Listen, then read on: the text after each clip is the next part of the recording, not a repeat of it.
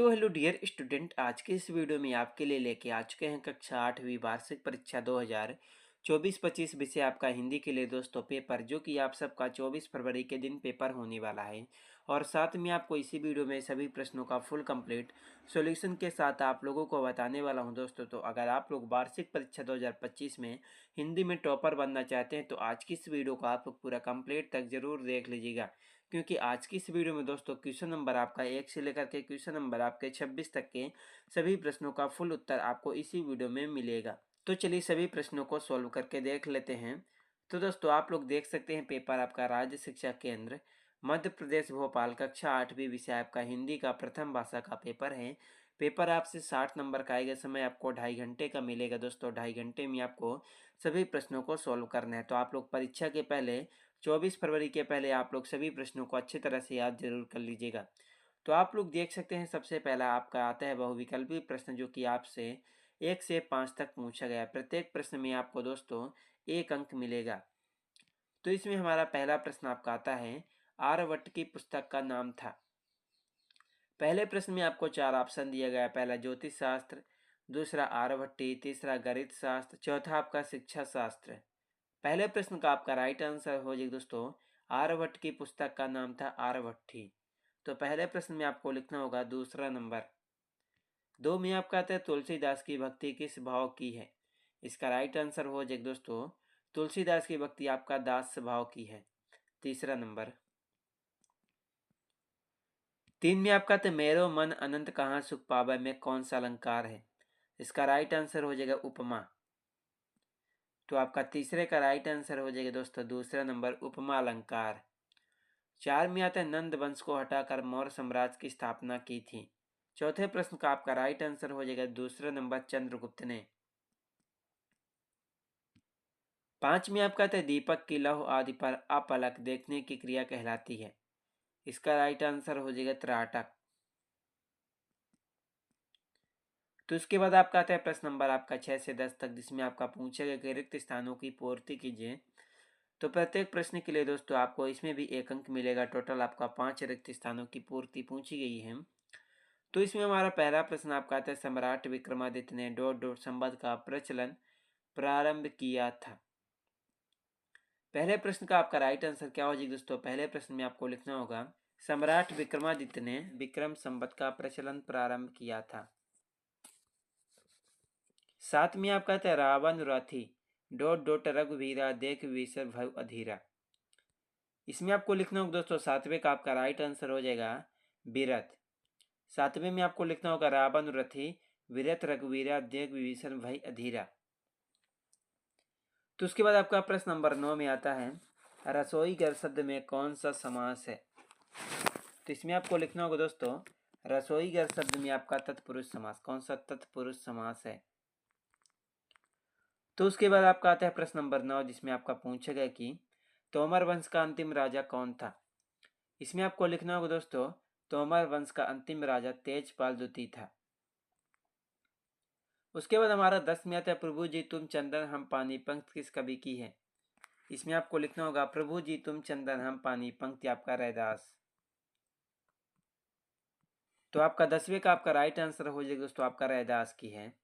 उसके बाद हमारा आता है अति लघु उत्तरीय प्रश्न आपका 11 से 16 तक, जिसमें से दोस्तों आपको प्रत्येक प्रश्न के लिए आपको 2 अंक मिलेगा। इसमें हमारा पहला प्रश्न यानी 11वां आता है गीता में कुल कितने श्लोक हैं।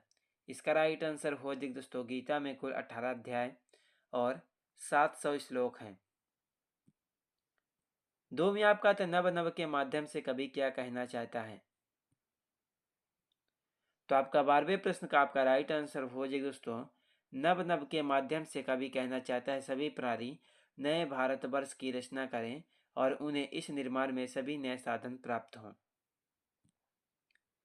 13 में आपका आते हैं दोस्तों दोहे में कितने चरण होते हैं, इसके प्रत्येक चरण में कितनी कितनी मात्राएं होती हैं। तो दोस्तों आप लोग यहाँ से 13वें को उत्तर देख सकते हैं। दोहा एक अर्ध सममात्रिक छंद है। दोहे के 4 चरण होते हैं। इसके विषम चरणों में प्रथम और तृतीय चरणों में 13-13 मात्राएं और इसके सम चरणों में दूसरे और चौथे चरण में 11-11 मात्राएं होती हैं। तो आप लोग दोस्तों यहाँ से 13वें को उत्तर देख लीजिएगा। तो उसके बाद हमारा क्वेश्चन नंबर आपका 14 में आता है रचना की दृष्टि से वाक्य के प्रकार लिखिए। तो चलिए 14वें प्रश्न के उत्तर को देखते हैं दोस्तों। रचना की दृष्टि से वाक्य के कितने प्रकार होते हैं? तो आप लोग यहाँ पर 14वें का उत्तर देख लीजिएगा। रचना की दृष्टि से वाक्य के 3 प्रकार होते हैं। पहला सरल या साधारण वाक्य, दूसरा संयुक्त वाक्य, तीसरा मिश्र वाक्य। तो उसके बाद हमारा क्वेश्चन नंबर 15 में आता है, निम्नलिखित मुहावरों का वाक्य में प्रयोग कीजिए। पहला हृदय भराना, दूसरा झंडे गाड़ देना, तीसरा घी के दिए जलाना।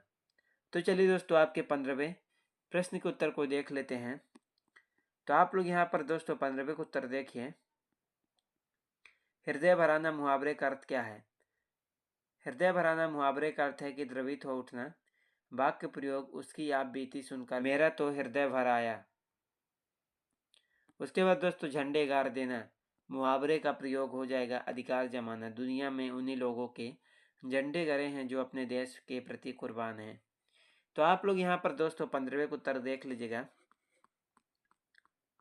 16 में हमारा था दोस्तों। 16 में आपसे क्या पूछेगा कि ध्यान कितने प्रकार के होते हैं, उनके नाम लिखे। तो चलिए 16वें के उत्तर को देखते हैं।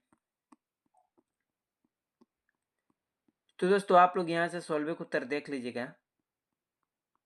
स्थूल ध्यान, ज्योतिर्ध्यान और सूक्ष्म ध्यान के भेद से ध्यान 3 प्रकार का होता है।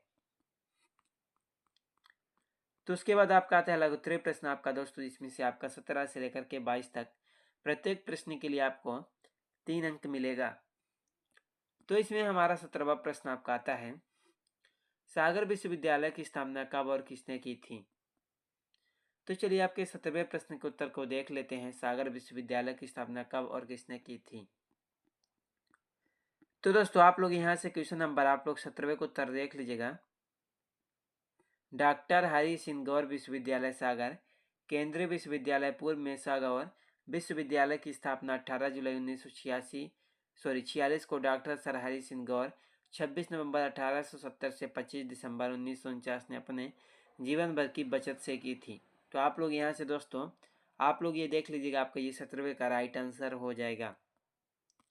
उसके बाद हमारा क्वेश्चन नंबर आपका 18 में क्या आता है, आपसे 18 में पूछा गया कि बहादुर बेटा किसे कहा गया है और क्यों? तो चलिए दोस्तों आपके 18वें प्रश्न के उत्तर को देखते हैं। बहादुर बेटा किसे कहा गया और किस कारण से कहा गया है? तो दोस्तों आप लोग यहाँ से आप लोग 18वें को उत्तर देख लीजिएगा।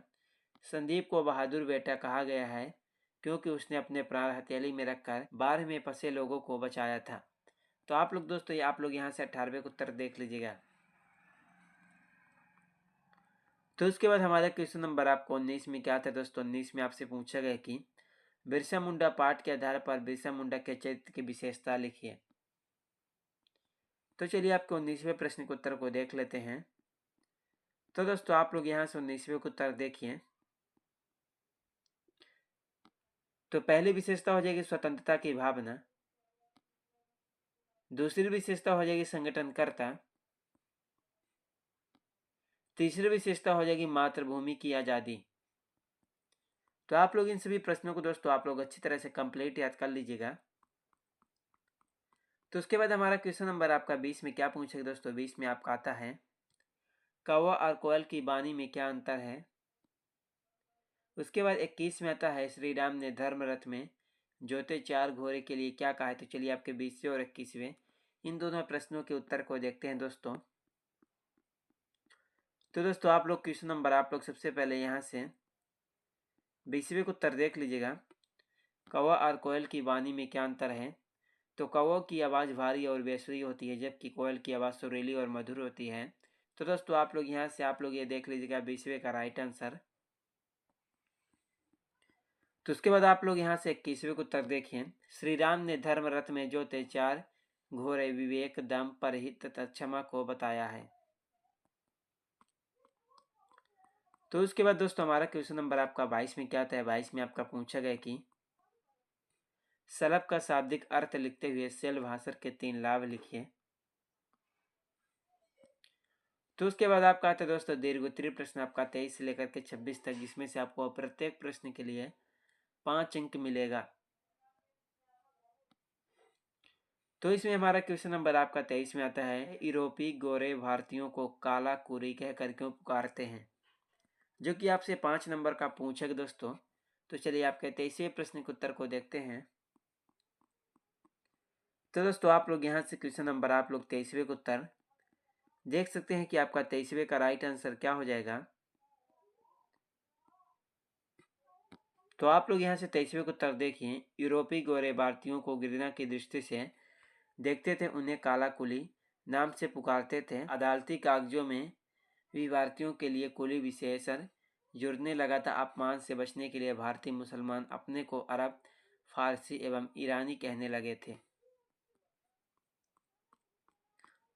तो उसके बाद दोस्तों हमारा आपका आता है प्रश्न नंबर आपका 24, जिसमें आपका पूछा गया कि अपने मित्र को बहन की शादी में आने का निमंत्रण पत्र देते हुए आपको एक पत्र लिखना है। एंड उसके बाद आपका 25, अपने प्रधानाध्यापक को बीमारी का कारण बताते हुए 3 दिवस के अवकाश है प्रार्थना पत्र लिखिए।